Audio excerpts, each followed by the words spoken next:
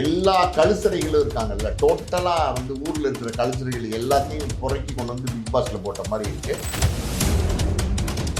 நான் கிளம்புறேம்மா, நான் லவ்வபுளாக பேசுவேம்மா, நான் வந்து இப்படி பண்ணுவேம்மா, நான் வந்து உலகத்துக்கு பிரமாதமான நடிகமா அப்படிமா இப்படிமா என்னென்னமோ ஒரு மெண்டல் பைய கூட இப்படி பண்ண மாட்டோம். அப்பாட்ட கேட்பான், அப்பா பலூன் அக்கானா என்னப்பா அப்படின்னு. அப்பா என்ன சொல்லுவார்? அப்பாவுக்கு தெரியும். என்ன சொல்லுவார்? என்ன சொல்ல முடியும்? அகோரின்னாரு. அப்புறம் டக்குன்னு பார்த்தா மொட்டை போட்டு வந்தார். அப்புறம் முடி வளர்க்குறதுக்கு ஏதோ ஒரு மந்திரம் வச்சிருக்கேன், அது போட்டால் முடி வளரும் அப்படிங்கிற. தம்பி நீங்கள் வந்து முடி வளர்றதுக்கு நல்ல ஒரு மருந்து வச்சுருக்கீங்களாமே, அது என்ன அப்படின்னு சொல்லுங்க அப்படிங்கிறாரு. இதெல்லாம் ஒரு கேள்வியா? இதெல்லாம் ஒரு இன்ட்ரடக்ஷனா? முடிச்சார், கதை முடிச்சு, குஞ்சுமோன் கதையை அதோட முடிச்சு ஊற்றி மூடிட்டு அவர் வாட்டில் பார்த்தீங்கன்னா போயிட்டார். அந்த யார், இந்த பிரவீன் காந்த்ங்கிறவர் பண்ணி விட்டு போயிட்டார்.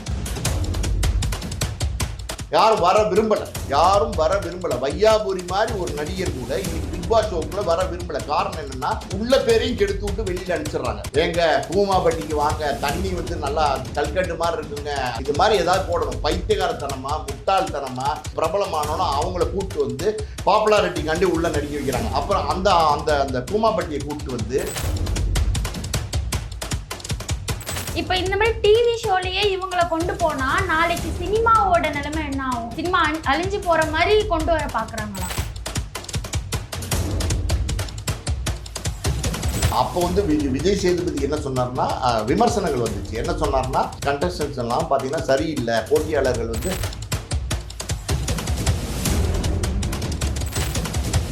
காந்தம் மீடியா வியூவர்ஸ்க்கு வணக்கம். நான் உங்கள் விஜய் ஆஸ்மின். இன்னைக்கு நம்மளோட கெஸ்ட் சினிமா விமர்சகர் மற்றும் ஆஸ்கார் மூவிஸ் ப்ரொடியூசர் பாலாஜி பிரபு சார் அவர்கள் தான். வணக்கம் சார். வணக்கம். எப்படி சார் இருக்கீங்க? நல்லா இருக்கேன் சார். இப்போ ட்ரெண்டிங்ல போயிட்டு இருக்க ஒரு விஷயம் பிக் பாஸ். இத்தனை சீசன் வந்திருக்கு, சீசன் 9 வரைக்கும் வந்திருக்கு. இது வரைக்கும் அவ்வளவும் ட்ரோல் ஆச்சான்னு கேட்டிங்கன்னா இல்லை. இதுக்கு முன்னாடி இந்த சீசனுக்கும் என்ன சார் டிஃப்ரென்ஸ்? இப்போ வந்திருக்க 20 கண்டஸ்டன்ஸ் ஓகேவா? பிக் பாஸ்க்கு கரெக்டாக தான் ரன் ஆகுதா? முதல்ல வந்தவங்கெல்லாம் பார்த்தீங்கன்னா அந்த பிக் பாஸ் கண்டஸ்டன்ஸ் வந்து கொஞ்சம் ஒரு டீசெண்டான போட்டியாளர்கள்லாம் வந்தாங்க. ஒரு உதாரணத்துக்கு சொல்லணும்னா, ஓவியா, ஆரவு, ஹரிஷ் கல்யாண், கபின், இந்த மாதிரி நிறைய பேர், சரவணன், சேரன், ஸ்னேகன் இப்படி வந்தாங்க. இப்போ இந்த தடவை பார்த்தீங்கன்னா எல்லா கழுசறைகளும் இருக்காங்கல்ல, டோட்டலாக வந்து ஊரில் இருக்கிற கழுசறைகள் எல்லாத்தையும் புறக்கி கொண்டு வந்து பிக் பாஸில் போட்ட மாதிரி இருக்குது. நல்ல டீசெண்டான ஆட்களே கிடையாது. இது வந்து பிக் பாஸ்ங்கிறது பார்த்தீங்கன்னா எல்லா லாங்குவேஜ்லையும் நடந்துகிட்ருக்கு. அதாவது வந்து ஹிந்தியில் நடக்குது, தெலுங்கில் நடக்குது, மலையாளத்தில் நடக்குது, எல்லா லாங்குவேஜ்லையும் நடந்துகிட்ருக்கு. எல்லா பக்கமும் பார்த்தீங்கன்னா பெரிய சக்ஸஸ்ஃபுல்லாக போயிட்டுருக்கு. ஹிந்தியிலாம் ரொம்ப சக்ஸஸ்ஃபுல்லாக போயிட்டுருக்கு, தெலுங்கில் சக்ஸஸ்ஃபுல்லாக இருக்குது, மலையாளத்தில் மோகன்லால் வந்து பிரமாதமாக அதை நடத்திட்டு இருக்காரு. ஆனால் நம்ம தமிழில் தான் பார்த்தீங்கன்னா ரொம்ப மலிவாக வந்து இந்த வாட்டி கண்டஸ்டன்ஸ் போட்டிருக்காங்க. ஏன் அப்படி தேர்வு செஞ்சுருக்காங்கன்னு தெரியல. அதாவது கமலஹாசன் நடத்திட்டு இருந்தப்போ பார்த்தீங்கன்னா அது வந்து ஒரு ஸ்டாண்டர்டோடு இருந்துச்சு. அது வந்து முதல் பிக் பாஸ்லாம் அறிமுகப்படுத்தினப்ப பிக் பாஸ்க்கே ஒரு பெரிய ரசிகர்கள் கூட்டம் சேர்ந்தாங்க. பிக் பாஸ்னாலே ஒரு சூப்பராக இருக்கும், ஒரு என்ஜாய் பண்ணலாம். கிட்டத்தட்ட ஒரு 100 நாள் பார்த்தீங்கன்னா அது வந்து ஒரு என்டர்டைன்மெண்ட் ஷோவாக இருந்துக்கிட்டு இருந்துச்சு. அது ஒரு மைண்ட் கேம். அது வந்து ரொம்ப பிரமாதமாக விளாண்டுட்டு இருந்தாங்க, ஒரு இன்ட்ரெஸ்ட் இருந்துச்சு. அதுக்கப்புறம் போக பார்த்தீங்கன்னா அந்த ப்ரோக்ராம் நல்லா தான் நடத்திட்டு இருந்தார். கமலஹாசன் வந்து 7 சீசன் வரைக்கும் நடத்தினார், எக்ஸலண்ட்டாக நடத்திட்டு இருந்தார். அதுக்கப்புறம் கமலஹாசன் போய் விஜய் சேதுபதி வந்ததுக்கப்புறம் கமலஹாசன் அளவுக்கு விஜய் சேதுபதி நடத்தலையோ அப்படிங்கிற எண்ணங்கள் எல்லாம் வருது. ஏன் இவ்வளோ கேவலமாக இப்போ செலக்ட் பண்ணியிருக்காங்க? ஏன் இவ்வளோ கேவலமாக வந்து இந்த ப்ரோக்ராமை பண்ணுறாங்க? இந்த ப்ரோக்ராம் வந்து ஃபுல் அண்ட் ஃபுல் வணிகத்துக்காண்டியே பண்ணுறாங்களா? அதாவது பணம் பண்ணுறதுக்காண்டியே பண்ணுறாங்களா? இது வந்து ஒரு டிவி அப்படின்னும் போது அந்த ஊடகம் வந்து வீட்டில் எல்லாருமே பார்க்கக்கூடிய ஒரு விஷயமா இருக்குது. தியேட்டரில் ஒரு ஏ கண்டென்ட்டு இல்லை ஒரு அடல்ட் கண்டென்ட் படம் வருது அப்படின்னா அது வந்து ஏ சர்டிஃபிகேட் கொடுத்துட்றாங்க. அது அந்த வயது தாண்டினவங்க தான் போய் படம் பார்க்க முடியும். இப்போ டிவியில் உங்களுக்கு வந்து ஒரு அம்மா, அப்பா, அக்கா, அண்ணன், அம்மா, பாட்டி, தாத்தா, பசங்க எல்லாருமே உட்காந்து பார்க்குற ஒரு ப்ரோக்ராம் இருக்கும்போது இதில் வந்து கண்ணா புண்ணான்னு வந்து ஆர்டிஸ்ட் எல்லாம் போட்டுக்கிட்டு, இது பாருங்கள், நீங்கள் திவாகர்லாம் இருக்காரு, அவர் வந்து டாக்டருங்கிறாரு. அவர் வந்து எப்போவுமே பார்த்தீங்கன்னா அந்த முட்டை போண்டா இருக்குல்ல, அதை வாயில் வச்சுக்கிட்டு பேசுன மாதிரியே பேசுவார். கொதன்னு பேசிக்கிட்டு காமெடி பண்ணிக்கிட்டு. இந்த பிக் பாஸ் ஷோவில் பாருங்கள், 2-3 நாளாக நான் பெருசாக அதில் ஈடுபாடாக பார்க்குறது இல்லை. காரணம் என்னென்னா, ஒரு 5 நிமிஷம் 10 நிமிஷம் தொடர்ந்து பார்க்க முடியறது இல்லை. அந்தளவுக்கு வந்து கோமாளித்தனம் பண்ணுறாங்க, அதாவது உச்சகட்ட கோமாளித்தனம் பண்ணுறாங்க. அந்த திவாகரெல்லாம் அந்த ஷோக்குள்ளே போயிட்டு என்னமோ வந்து குளிக்கிறாரு, ஷாம்பெல்லாம் போடுறாரு, என்னென்னமோ பண்ணுறாரு, எல்லாரையும் திட்டுறாரு, பேசுகிறாரு, நடந்துக்கிறாரு. என்ன மாதிரியான மனநிலை? திவாகர்லாம் பார்த்தீங்கன்னா அவர் எப்படி சொல்கிறது, யூடியூப்பில் பேசும்போதே பார்த்தீங்கன்னா ஏகப்பட்ட விமர்சனம். கிட்டத்தட்ட பைத்தியக்காரன் வந்து எப்படி பண்ணுவானோ அந்த மாதிரி எல்லா சேனலுக்கும் போக வேண்டியது, உட்கார வேண்டியது, பேட்டி கொடுக்க வேண்டியது, டக்குன்னு பாதியில் இல்லைம்மா நான் போகிறேம்மா நான் கிளம்புறேம்மா, நான் லவ்வபுளாக பேசுவேம்மா, நான் வந்து இப்படி பண்ணுவேம்மா, நான் வந்து உலகத்தில் பிரமாதமான நடிகம்மா, அப்படிமா இப்படிமா என்னென்னமோ ஒரு மெண்டல் பைய கூட இப்படி பண்ண மாட்டோம். அதாவது வந்து முழு மென்டல்னு சொல்லுவாங்கல்ல, அந்த மாதிரி ஒரு முழு மென்டல் தான் திவாகர்லாம். இந்த திவாகரெல்லாம் கொண்டு வந்து உள்ளே போட்டிருக்காங்க. இது இந்த பிக் பாஸ்க்கு இதுதான் குவாலிஃபிகேஷன். பிக் பாஸில் வரணும்னா இதுதான் குவாலிஃபிகேஷன்.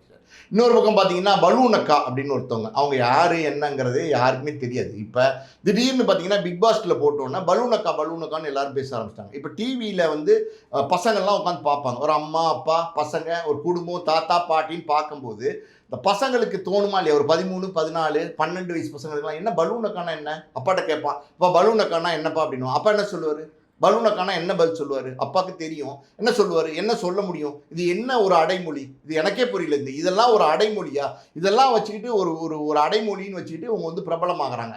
இது என்ன, ஏன் பிரபலமாகறாங்க, ஏன் இந்த பேர் வந்துச்சு அப்படின்னா அவங்களோட பேஜ் போய் பார்த்தாலே தெரியும். அவங்க இன்ஸ்டா பேஜ் அது இதெல்லாம் நீங்கள் போய் பார்த்தீங்கனாலே தெரியும். கிட்டத்தட்ட பார்த்தீங்கன்னா அவங்களுக்கு சப்ஸ்கிரிப்ஷன் கட்டிடணுமா, சந்தா கட்டினா பார்த்தீங்கன்னா அவங்களை தொடர்ந்து வந்து பேசிக்கிட்டே இருக்கலாமா, ஒரு மாதம் என்ன வேணாலும் பேசலாமா.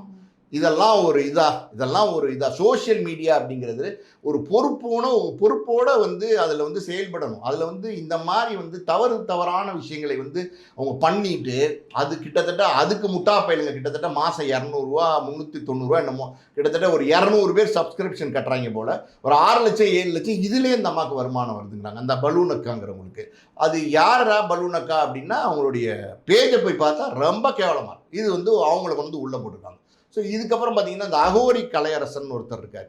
அகோரி கலையரசன் யார் அப்படின்னா இதுக்கு முன்னாடி ஏதோ வீடியோ பண்ணார், ரீல்ஸ் பண்ணார், என்னென்னமோ பண்ணார். திடீர்னு பார்த்தீங்கன்னா அகோரின்னு மாற்றிட்டு அங்கே போய் காசியில் போய் வந்து அவர் வந்து பார்த்தீங்கன்னா நான் பிணங்களோட உடலுறவு கொண்டிருக்கேன் அப்படிங்கிறார், பிணம் தின்றுருக்கேன் அப்படிங்கிறாரு.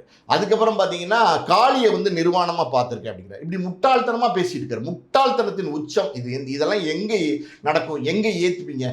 காசியில் ஒரு அகோரின்னு ஒருத்தவங்க இருக்கிறாங்க, ஒரு குரூப் ஆஃப் பீப்புள்ஸ் இருக்கிறாங்க. அது நம்ம பாலாபுரத்தில் பார்த்தாலே வந்து சகிக்காது. பாலாவே பார்த்தீங்கன்னா முழு அகோரியா மாதிரி தான் அவங்ககிட்ட காட்டுவார். அவரே ஒரு அகோரியா மாறி கிட்டத்தட்ட பார்த்தீங்கன்னா அவரோட படத்தில் நான் கடவுள்ன்ற படத்தில் காசியில் போய் எடுக்கிறேங்கிற பேரில் ஒரு தயாரிப்பாளர் அழகன் தமிழ்மணின்னு ஒரு தயாரிப்பாளரை கூப்பிட்டு போய் அவர் வெள்ளை வேட்டி வெள்ளை சட்டையெல்லாம் கிழிச்சு விட்டு முடி மண்ணுகின்னெல்லாம் மூஞ்சியில் அள்ளி போட்டு அவரை எப்படி சொல்கிறது, அவர் என்னென்ன அலங்காரம் பண்ண முடியுமோ பண்ணி அகோரியா அந்த படத்தில் காட்டியிருக்கார். அந்த மாதிரி வந்து அதெல்லாம் வந்துங்க ஏதோ ஒரு படத்தில் ஒரு காட்சி 2 காட்சி வச்சா ரசிக்கலாங்க. தொடர்ந்து வந்து அதெல்லாம் செய்யும்போது ரசிக்க மாட்டாங்க. அகோரின்னாரு, அப்புறம் டக்குன்னு பார்த்தா மொட்டை போட்டு விட்டார். மொட்டை போட்டுட்டதுக்கப்புறம் முடி வளர்க்குறதுக்கு ஏதோ ஒரு மந்திரம் வச்சுருக்கேன், அது நான் ஏதோ மருந்து வச்சுருக்கேன், அது போட்டால் முடி வளரும் அப்படிங்கிறார். விஜய் சேதுபதி அவர் வந்து ஆரம்பத்தில் அறிமுகத்தில் பார்த்தீங்களா, தம்பி நீங்கள் வந்து முடி வளர்கிறதுக்கு நல்ல ஒரு மருந்து வச்சுருக்கீங்களாமே, அது என்ன அப்படின்னு சொல்லுங்க அப்படிங்கிறாரு. இதெல்லாம் ஒரு கேள்வியா, இதெல்லாம் ஒரு இன்ட்ரடக்ஷனா, இதெல்லாம் என்னது? இவர் வந்து இந்த திவாகருங்கிறவர் நடிப்பு அரக்கனா, இதுக்கு மேலே என்ன பேசுறதுன்னே தெரிலமா. இதில் இருக்கிற எல்லா கூட்டமும் லூஸ் கூட்டமாக இருக்குது. அந்த நம்ம பிரவீன் காந்த், இப்போ வந்து பிரவீன் காந்தியா, அவர் முதல்ல காந்த் தான், இப்போ காந்தியா. அவர் பார்த்தீங்கன்னா இதுக்கு முன்னாடி பேன் இண்டியா படம் அப்படின்ற படம் முதல் படம் எடுத்தவர் பெருமையாக பேசிக்கிறார். பெருமையாக பேசுறதுலாம் பிரச்சனை இல்லை. நாகார்ஜுனாவை கூப்பிட்டு வந்து அந்த படத்தை எடுத்து குஞ்சுமோன்னு ஒரு தயாரிப்பாளர், பெரிய தயாரிப்பாளர், அவர் அந்த படத்தோடு அவர் கதை முடிச்சு குஞ்சுமோன் கதையை அதோடு முடித்து ஊற்றி மூடிட்டு அவர் வாட்டில் பார்த்தீங்கன்னா போயிட்டார். அந்த பிரவீன் காந்த்ங்கிறவர் பண்ணி விட்டு போயிட்டார். அதுக்கப்புறம் அவரோட வேலை என்னென்னா துள்ளல் அப்படின்னு ஒரு படம் அவர் நடிக்கிறார். அவர் வந்து துள்ளல், இவர் வந்து அவருக்கு என்ன வயசுன்னு நமக்கு தெரில, சரி அதை பற்றி நம்ம பேசலாம்னா அவர் ஒரு படத்தில் நடிக்கிறார். சரி, இது படத்தில் நடிக்கிறதுக்கு எல்லாம் குவாலிஃபிகேஷனே வேணாமா? யார் வேணால் என்ன வேணால் வந்து நடிச்சுட்டு என்ன வேணால் அசிங்கப்படுத்திட்டு போகிறதா? துறை சினிமா துறைங்கிறது ஒரு துறை, அது வந்து ஒரு தொழில், அது ஒரு வணிகம். அதை வந்து மிஸ்யூஸ் பண்ணுறாங்க. பல நேரங்களில் பல பேர் வந்து மிஸ்யூஸ் பண்ணுறாங்க. அதுக்கப்புறம் இப்போ அவரோட அந்த பிரவீன் காந்தியோட வேலை என்ன தெரியுமா? எல்லா டிபேட்லேயும் போய் உட்கார வேண்டியது, ஒரு தொப்பியை போட்டுக்கிட்டு, ஒரு ரவுண்டு தொப்பி ஒன்று போட்டுக்கிட்டு எல்லா டிபேட்லேயும் போய் உட்கார வேண்டியது, என்னென்னத்தையாவது உளர வேண்டியது, மொக்கை வாங்கிட்டு கிளம்பி வர வேண்டியது. மொக்கை வாங்கிட்டு கிளம்பி வரும்போது இன்டர்வியூவில் வந்து யாராவது வந்து என்ன சார் எப்படி சார் அப்படிங்கிறது என்ன பெருமையா? மொக்கை வாங்கிட்டு வருது ஒரு பெருமையா? அவரை கொண்டு வந்து உள்ளே போட்டிருக்காங்க. ஸோ மொத்தத்தில் இதில் வந்து யாராவது நல்ல கண்டென்ட்ஸ் போட்டிருக்காங்களா அப்படின்னா யாருமே போடல. ஒரு மீன் ஓப்பன் போட்டிருக்காங்க சுபிக்ஷான்னு, அது வந்து வரவேற்க தரணும். அப்புறம் வந்து பார்த்தீங்கன்னா ஏதோ கரகம் ஆடுவாங்களா இல்லை ஒரு டான்ஸ் ஆடுற ஒரு பெண் இருக்கிறாங்க போல், அவங்க ரம்யா ஜோ, அவங்களை கொண்டு வந்து போட்டுருக்குறாங்க. ஸோ மொத்தத்தில் விஜே பார்வதின்னு ஒருத்தவங்க காரக்குழம்பு வைக்கிறாங்களாம். யார் அந்த கனின்னு ஒருத்தவங்க, அந்த அகத்தியனோட டாக்டர், அவங்க வந்து பார்த்தீங்கன்னா குக் வித் கோமாளியில் ஏதோ ஷோவில் அவார்ட்லாம் வாங்கியிருக்காங்க. அவங்கள கொண்டு வந்து உள்ளே போட்டிருக்காங்க. அவங்களாம் பரவாயில்ல, காரக்குழம்பு விற்கிறாங்க, அதில் ஃபேமஸ் ஆனாங்க. அவங்க கொஞ்சம் நல்லா பண்ணுறாங்க, பெர்ஃபார்ம் பண்ணுறாங்க. நல்ல நல்ல ஆட்களை போட்டு நல்லா பெர்ஃபார்ம் பண்ணுற மாதிரி ஆட்களை போட்டு பெர்ஃபார்ம் பண்ணுறதை விட்டுட்டு நீங்கள் வந்து வணிகத்துக்காண்டி, அதாவது வியாபாரத்துக்காண்டி பணம் பார்க்கணுங்கிறதுக்காண்டி என்ன வேணாலும் பண்ணுவேன் அப்படின்னா அது வந்து ஒரு ஷோவா? அது ஷோ வந்து கமலஹாசன் இவ்வளோ நாள் நடத்தினார். கமலஹாசன் நடத்தும்போது கொஞ்சம் கண்ணியமாக இருந்துச்சு, சில விஷயங்கள்லாம் கண்டிச்சார், சில விஷயங்கள்லாம் செய்யக்கூடாதுன்னாரு. இந்த ஷோலையெல்லாம் பாருங்கள், சினிமா பிரபலங்கள் யாராவது இருக்காங்களா? யாராவது சினிமா பிரபலங்கள் வந்திருக்காரு? ஒரு நடிகை வந்திருக்காங்களா? இதுக்கு முன்னாடி எத்தனை பேர் வந்தாங்க? எவ்வளோ பிரபலமான ஆட்கள்லாம் வந்திருந்தாங்க? ஏன் இன்னைக்கு வரல? யாரும் வர விரும்பலை. வையாபுரி மாதிரி ஒரு நடிகர் கூட இன்னைக்கு பிக் பாஸ் ஷோக்குள்ள வர விரும்பலை. காரணம் என்னன்னா, அதாவது உள்ள பேரையும் கெடுத்து விட்டு வெளியில் அனுப்பிச்சிடுறாங்க. அங்கே என்ன உங்களுக்கு நல்ல பேர் வர மாதிரி ஏதாவது நடத்துகிறாங்களா? எல்லாரையும் கேவலப்படுத்துகிறாங்க, எல்லாரையும் அசிங்கப்படுத்துகிறாங்க. அதாவது வந்து ஒரு பெரிய டேரக்டர், ஒரு சேரன், அவரெல்லாம் கூப்பிட்டு போய் அங்கே உட்கார வச்சு அசிங்கப்படுத்தி அவரெல்லாம் போயிருக்கவே கூடாது. இதெல்லாம் ஒரு ஷோன்னு சொல்லி சேரன்லாம் உள்ளே போயிருக்கூடாது. போய் அங்கே உட்கார வச்சு எப்படி படம் பொற்காலம் மாதிரி பல படங்கள் வந்து எடுத்து கொடுத்தாரு. ஒரு அற்புதமான படைப்பாளி சேரன். தவமாய் தவம் இருந்து படமெல்லாம் பார்த்தீங்கன்னா பிரமாதமாக இருக்கும். அவரெல்லாம் கொண்டு போய் பிக் பாஸ் ஷோவில் உட்கார வச்சு கேவலப்படுத்தி அசிங்கப்படுத்தி, ஏதாவது வந்து இது முழுக்க வணிகத்துக்காண்டி பண்ணுறாங்க. இன்னொரு பக்கம் பார்த்தீங்கன்னா நம்ம எப்படி ஜீ தமிழ், அதில் வந்து பார்த்தீங்கன்னா சிங்கிள் பசங்க நாங்கன்னு ஒரு ப்ரோக்ராம் ஒன்று நடக்குது. இதே மாதிரி கிட்டத்தட்ட சிமிலர் ப்ரோக்ராம் தான். அதில் அந்த ஒரு பையன் அது என்னமோ வந்து ஏங்க கூமாப்பட்டிக்கு வாங்க, தண்ணி வந்து நல்லா கல்கண்டு மாதிரி இருக்குங்க, அதாவது என்ன சர்பத்து மாதிரி இருக்குங்க அப்படின்னு போட்டார் வீடியோ. இது மாதிரி ஏதாவது போடணும், பைத்தியகாரத்தனமாக முட்டாள்தனமாக ஏதாவது வீடியோ போட்டிங்கன்னா அது பிரபலமாகி, அது பிரபலமானோன்னா அவங்கள கூப்பிட்டு வந்து பாப்புலாரிட்டிக்காண்டி உள்ளே நடிக்க வைக்கிறாங்க. அப்புறம் அந்த அந்த அந்த கூமாப்பட்டியை கூப்பிட்டு வந்து ஒரு நடிகை வந்து கூட ஆட வச்சு பார்த்தீங்கன்னா மாமா உன் பொண்ணை கூடு அந்த மாதிரி டான்ஸ். இதெல்லாம் என்ன ஷோ? கண்ணை கட்டிக்கிறாரு, யார்? கூமா கட்டி கண்ணை கட்டிக்கிறாரு. அந்த பொண்ணும் கண்ணை கட்டிக்கிறாங்க. 2 பேரும் கண்ணை கட்டிக்கிட்டு இவங்க 2 பேரும் தேடி கண்டுபிடிக்கிறாங்க. இதெல்லாம் ஒரு ஷோன்னு வந்து டிசைன் பண்ணி இந்த மாதிரியெல்லாம் எடுக்கிறாங்க. இதில் விஜய் சேதுபதி எல்லாம் போய் நடுவராக நடித்து காசு கொடுக்குறாங்கன்றதுக்காண்டி நடிக்கிறாரு. விஜய் சேதுபதியெல்லாம் இன்றைக்கி சொசைட்டியில் நல்ல பேர் எடுத்து வச்சுருக்காரு. உண்மையாலுமே நல்ல நடிகர் விஜய் சேதுபதி அப்படிங்கிற பேரை வந்து விஜய் சேதுபதி எடுத்து வச்சுருக்காரு. அது உண்மையாக தான். நீங்கள் வந்து விஜய் சேதுபதி போடுற மேடைகளில் கொடுக்குற பேட்டிகள்லாம் பாருங்கள். நல்ல அறிவாக பக்குவமாக நல்ல பல விஷயங்களை வந்து இன்றைக்கி சொல்லிக்கிட்டு இருக்காரு சொசைட்டிக்கு. அப்படிப்பட்ட விஜய் சேதுபதியெல்லாம் இதில் பங்கேற்கிறாரே, இது என்ன கேவலமாக இல்லையா? வணிகத்துக்காண்டி பண்ணக்கூடிய இந்த கேவலங்கள் யார் கண்டிக்கிறது தெரியல. சார் நீங்க சொன்ன மாதிரி ஒரு காலத்துல சினிமாக்கு இப்போ விஜய் அஜித்க்கு எந்த அளவுக்கு கூட்டம் வருமோ அந்த அளவுக்கு இப்போ சோஷியல் மீடியா இன்ஃப்ளூயன்சர் இந்த மாதிரி பைத்தியக்காரத்தனம் பண்றவங்களுக்கு தான் கூட்டம் கூடுது. இப்போ இந்த மாதிரி டிவி ஷோலயே இவங்களை கொண்டு போனா நாளைக்கு சினிமாவோட நிலைமை என்ன ஆகும்? சினிமா அழிஞ்சு போற மாதிரி கொண்டு வர பாக்குறாங்களா? அதெல்லாம் சினிமாவோட நிலைமையெல்லாம் ஒண்ணுமா ஆகாது. அது சினிமா எப்பவும் தான் இருக்கும். சினிமா வந்து பாத்தீங்கன்னா டிவி வந்தோன்னா அழிஞ்சிருச்சுன்னு சொன்னாங்க. சினிமா வந்து சேட்டலைட் டிவி வந்தோன்னா அழிஞ்சிருச்சுன்னு சொன்னாங்க. சினிமா வந்து டிஜிட்டல் வந்தோன்னா அழிஞ்சிருச்சுன்னு சொன்னாங்க. யூடியூப், இன்ஸ்டா, அது இது ட்விட்டர் எல்லாம் வந்ததுக்கப்புறம் சினிமா இனிமேல் இருக்காதுன்னு சொன்னாங்க. அதெல்லாம் கிடையாது. நல்ல படம் சினிமா நீங்கள் எடுத்தீங்கன்னா இன்றைக்கும் ஓட தான் செய்யுது. உதாரணத்துக்கு நம்ம எத்தனையோ படங்களை அடுக்கிக்கிட்டே போகலாம். புரியுதா உங்களுக்கு? அதனால் வந்து சினிமா அதை வந்து யாராலையும் ஒன்றும் பண்ண முடியாது. அது வந்து வேறு மீடியா, அது ஒரு மாஸ் மீடியா, அதை யாராலையும் டச் பண்ண முடியாது.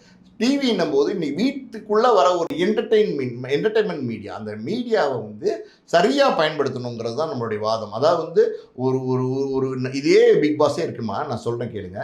அதாவது வந்து ஒரு குடும்பமாக வந்து ஆர்கனைஸ் பண்ணி ஒரு அம்மா அப்பா மாதிரி சொல்கிறேன், ஒரு குடும்பமாக ஒரு அண்ணன் தங்கச்சி, ஒரு காதலர்கள் மாதிரி, ஒரு தம்பி தங்கச்சி மாதிரி, இந்த மாதிரி ஒரு குடும்பமாக ஆர்கனைஸ் பண்ணி அவங்களுக்குள்ளே உள்ள பிரச்சனைகள், அவங்களுக்குள்ளே உள்ள நல்ல விஷயங்கள், ஒரு புத்தகம் நான் படித்தேன் இதை நீங்கள் படிங்கிற மாதிரியோ, இல்லை வந்து நான் இந்த படத்தை பார்த்தேன் இது நல்லா இருந்துச்சு இதை நீங்கள் பாருங்கிற மாதிரியோ, ஏதோ வந்து 2 பேர் ஒரு குடும்பம் அப்படின்னா அந்த குடும்பத்துக்குள்ளே எந்த விதத்தில் அன்பை பரிமாறிக்குவாங்களோ அந்த மாதிரி பரிமாறிக்கிட்டு சென்டிமெண்ட்டாக அந்த ஷோவை கொண்டு போனீங்கன்னா இன்னும் பிரமாதமாக ஹிட் ஆகும். அதாவது வந்து இப்படி வந்து மட்ட ரகமான ஷோவாக வந்து பண்ணீங்கன்னு வச்சுக்கோங்களேன், இது வந்து கூடிய சீக்கிரம் இழுத்து முடுற ஸ்டேஜ் தான் வரும். கன்னடா பிக் பாஸ் பார்த்தீங்கன்னா இப்படி தான் கண்ணா புண்ணான்னு பண்ணி என்னென்னத்தையோ கூத்தடிச்சு அது பேன் பண்ணிட்டாங்க. பிக் பாஸே பேன் பண்ணிட்டாங்க.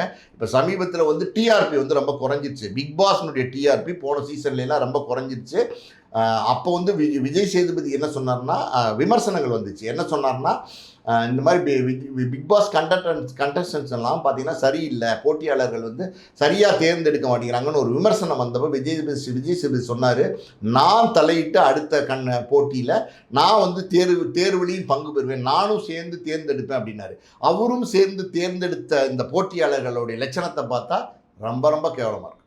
பிக் பாஸ் சம்மந்தப்பட்ட நிறைய விஷயங்களை பகிர்ந்ததுக்கு நன்றி சார். நன்றி.